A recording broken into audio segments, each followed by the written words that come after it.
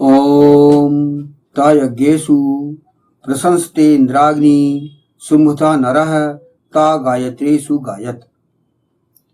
वे दोनों यज्ञों में प्रशंसित हों, इंद्रियों को वश में करने वाला और प्रकाश की ओर ले जाने वाला सुशोभित हो पुरुष, उन दोनों का गायत्रों में गान हो। यह मंत्र जो लिया गया वह ऋग्वेद के प्रथम मंडल के 21वें सूक्त का यह द्वितीय मंत्र है। तो 21वां सूक्त जो कि जिसमें हम देखते हैं कि 6 मंत्र हैं 21वें सूक्त में, और इसके ऋषि हैं भगवान मेधा तिथि महिमत कांड।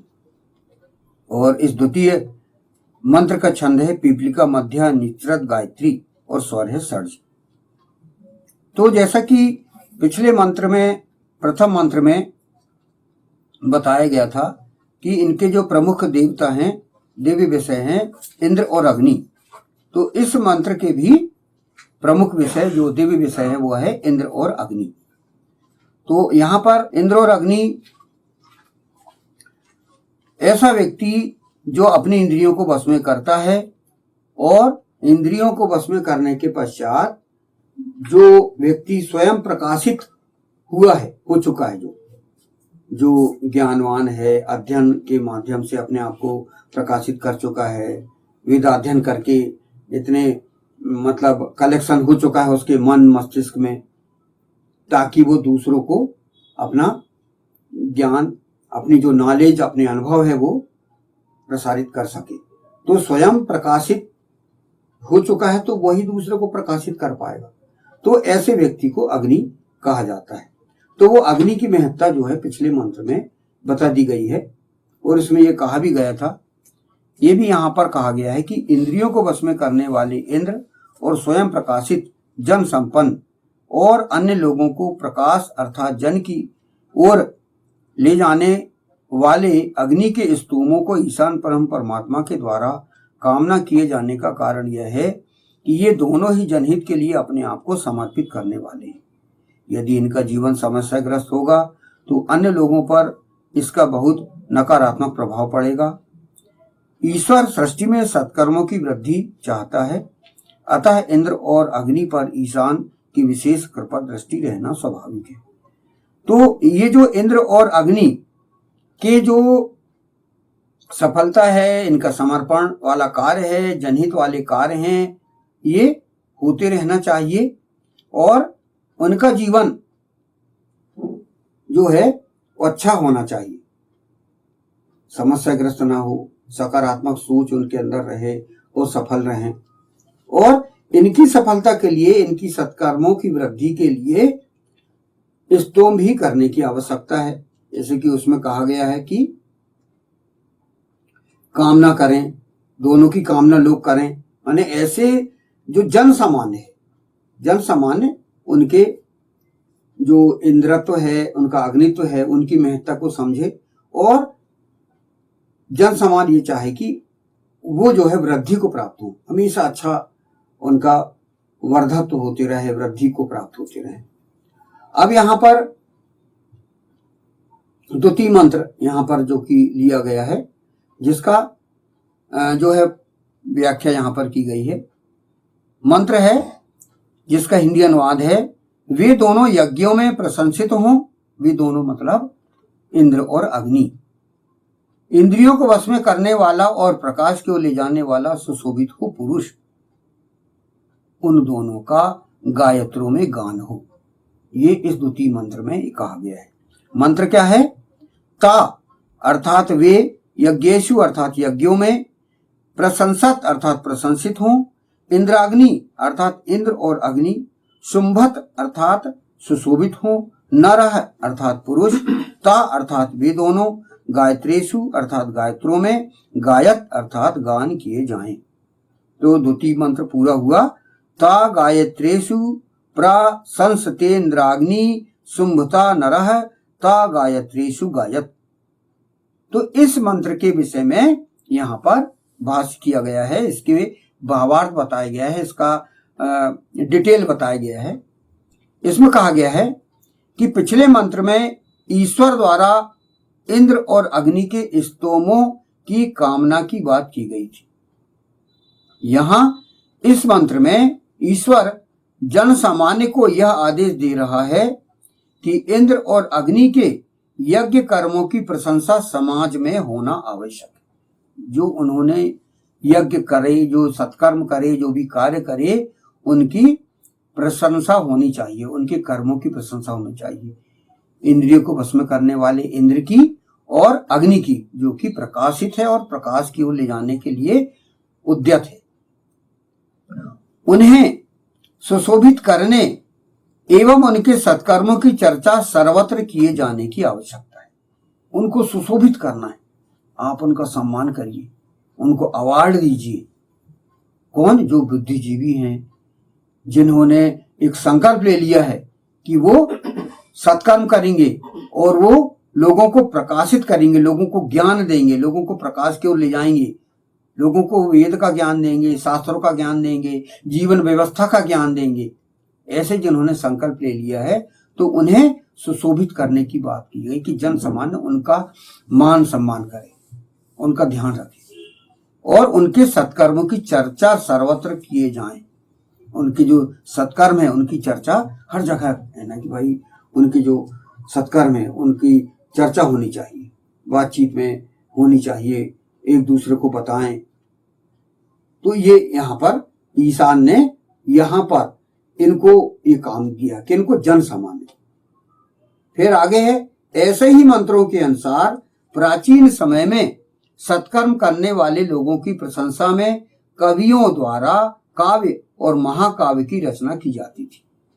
तो ऐसे ही जो वो थे, जो प्रशंसित जो थे, उनकी जो है फिर उनको कुछ काव्यों में उनकी प्रशंसा की जाती थी और महाकाव्य और लेखन जो उन्होंने कार्य किए वो साहित्य की रचना की जाती थी विभिन्न भाषाओं में, कुछ वैदिक संस्कृत में, कुछ सामान्य संस्कृत में, फिर जब भी जो भी भाषाएं रही हैं और जो है हजारों लाखों पृष्ठ का जो साहित्य है वो फिर तैयार किया गया। तो यहाँ पर वही कहा गया है कि ऐसे ही मंत्रों के अनुसार प्राचीन समय में सत्कर्म करने वाले लोगों की प्रशंसा में कवियों द्वारा काव्य और महाकाव्य की रचना की जाती थी।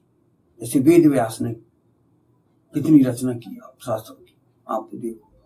अनेकों ऐतिहासिक महानायकों पर इस प्रकार की रचनाएं वर्तमान विश्व में पाई जाती है। तो ऐसी जो मतलब रचनाकार, जो व्याख्याकार, जिन्होंने वेद की पूरी उनको समझा है, आत्मा को, वेद की आत्मा को, शास्त्रों की आत्मा को समझा है और लोगों को सरल भाषा में बताया है, तो उनकी कलेक्शन किया गया है। वेद जब परम पुरुष अवतरित हुआ था, परम पुरुष और जगदम्बाएं, तो उनके मन मस्तिष्क में ईश्वर ने फीड करके भेजा था 20,416 मंत्र, जो कि पहला भाग ऋग्वेद, दूसरा भाग यजुर्वेद, तीसरा सामवेद, चौथा अथर्ववेद। जब भी वो प्रक्षेपित हुए थे, प्रक्षेपण उनका हुआ था, तो उनके मन मस्तिष्क में वेद समाया हुआ। और वही फिर जब भी हमको जो लेखबद्ध जो शास्त्र मिलते हैं, लेखबद्ध जो साहित्य मिलता है, वह योग दर्शन के माध्यम से ऋषियों ने देखा और उसको लेखबद्ध किया। तो ये साहित्य उस समय, प्राचीन समय की बात यहां पर की जा रही है। सतयुग में, सतयुग में लोगों को लिखे हुए मंत्र दिखते थे और वही मंत्र की साक्षी वो एक दूसरे को देते थे।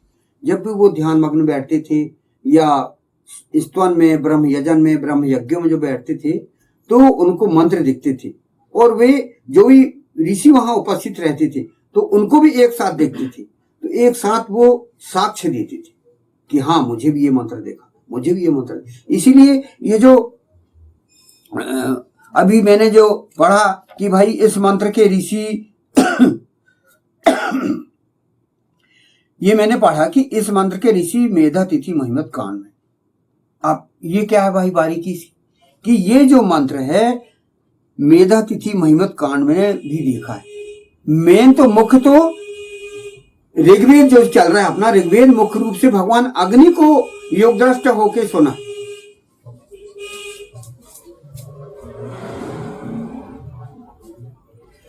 ये जो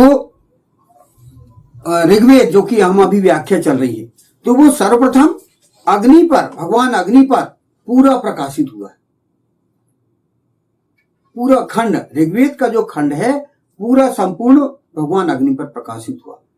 और उसके साथ साथ जो भी उनके सहयोगी ऋषि रहे उनको भी वो दिखे, समय समय पर जो भी उनके समक्ष जो उपस्थित ऋषि रहे हैं उनको योग दर्शन में वो मंत्र दिखे।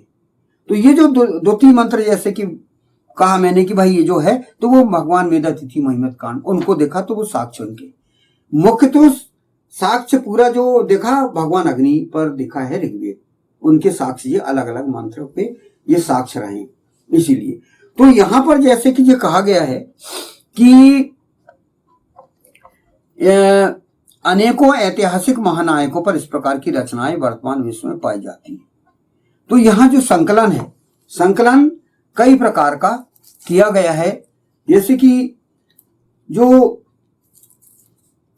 वेद का भाष्य है, पहले तो 20,416 मंत्र जो डायरेक्ट जो मूल ग्रंथ है वो भी देखा और वो भी कलेक्ट हुआ, उनकी व्याख्याएं भी कलेक्ट हुई, उनका संग्रही संकलन किया गया, और फिर कई जो है शास्त्र लिखे गए।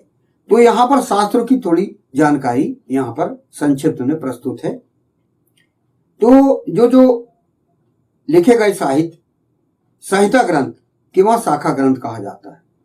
यह वेद की वह शाखा है जो विष्णु परम पुरुष द्वारा आदिकाल में की गई थी। ये जो व्याख्या है जिसको संहिता ग्रंथ या शाखा ग्रंथ कहते हैं, भगवान विष्णु ने वेद की व्याख्या किए थे, तो वो व्याख्या का संग्रह है संहिता ग्रंथों में, जिसे शाखा ग्रंथ भी कहा जाता है। फिर है ब्राह्मण ग्रंथ, दूसरे क्रम का ब्राह्मण ग्रंथ। इनमें प्रमुखतः वेद का विनियोग परक अर्थ किया गया है। वेद की इतिहास के आधार पर व्याख्या भी है तथा कहीं कहीं वेद का सैद्धांतिक भाष्य भी पाया जाता है। दूसरा है ब्राह्मण ग्रंथ। ब्राह्मण ग्रंथ में वेद की सैद्धांतिक व्याख्या आई है और विनियोग परक आई। विनियोग परक मतलब जब भी समयानुकूल जो भी आवश्यकता पड़ी वेद की व्याख्या की, वो उसमें वेद की व्याख्या की गई है, और साथ ही साथ उसमें कुछ इतिहास भी आया है, सिद्धांत भी आए हैं और इतिहास भी आया है। उसमें इतिहास कैसा कि वही जो यही इंद्र और अग्नि जो रहे हैं उस समय उनके प्रशंसा के रूप में उनके महानायकों के इतिहास को लेखा किया जाना चाहिए, तो उसी योजना के अंतर्गत ब्राह्मण ग्रंथ में ये आया है। इसलिए ब्राह्मण कहा गया, उसमें भाष्य भी है, मतलब सैद्धांतिक भाष्य भी और इतिहास भी है, तो ये ब्राह्मण ग्रंथ में है। फिर है आरण्य ग्रंथ, तीसरा क्रम का आरण्य ग्रंथ। इनमें प्रमुखता वेद का सैद्धांतिक भाष्य, इसमें डायरेक्ट सीधा सीधा आरण्य ग्रंथ में वेद का सैद्धांतिक भाष्य। सैद्धांतिक मतलब सिद्धांत, जो नियम, षष्ठी के नियम, उनकी सरलीकरण करके व्याख्या बताई गई है, ये उपनियम भी कहलाते हैं ये, तो उसके अंतर्गत है। फिर चौथा है उपनिषद ग्रंथ। इनमें प्रमुखतः वेद का आध्यात्मिक पक्ष प्रस्तुत किया गया है। उपनिषद में वेद का आध्यात्मिक पक्ष कि ईश्वर क्या है, आत्मा क्या है ना, अपने अंदर में जो भावनाएं उठती हैं उसको हम कैसे, दुख सुख कैसे हम निवारण करें, ये मतलब आध्यात्मिक रूप से इन उपनिषद ग्रंथों में व्याख्या की गई है। उपनिषद ग्रंथ, इनमें प्रमुखतः वेद का आध्यात्मिक पक्ष प्रस्तुत किया गया है। इन्हें वेदांत भी कहा जाता है। वेद की पूर्वकालीन व्याख्या उपनिषद तक ही है। तो वेद की जो व्याख्या आई है, संहिता ग्रंथ, ब्राह्मण ग्रंथ, आरण्य ग्रंथ और उपनिषद ग्रंथ, ये चार प्रकार के ग्रंथों का क्लासिफाई किया गया है, वर्गीकरण किया गया है, उसमें वेद की व्याख्या है। तो ब्राह्मण ग्रंथ में ही भर कुछ इतिहास आया है, इसलिए उसको अलग कर दिया गया है कि कोई ऋषि या कोई व्याख्याकार ने सिद्धांत बताए और साथ साथ उदाहरण के रूप में कोई इतिहास भी बता दिए कि भाई ये आचरण करने पे ये घटना घटी और यहाँ पे हमको शिक्षा ऐसी लेना चाहिए, तो उन्होंने कथा के रूप में भी उन्होंने व्याख्या की है, तो वो ब्राह्मण ग्रंथों में कलेक्ट है वो, इसलिए ब्राह्मण ग्रंथ के रूप में सिद्धांत और इतिहास आया है, तो इसलिए ब्राह्मण ग्रंथ कहा जाता है। तो संहिता ग्रंथ और आरण्यक ग्रंथ और उपनिषद में सैद्धांतिक है। तो यहां तक वेद की व्याख्या यहां तक आई है।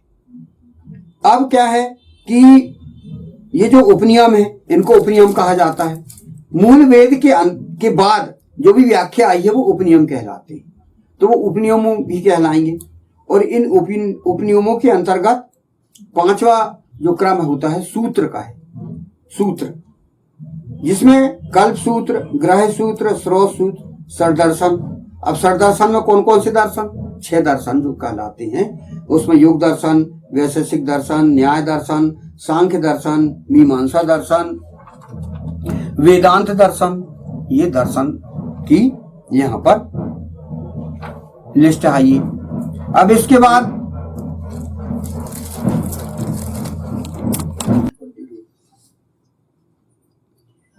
तो जो हमने अभी देखे कि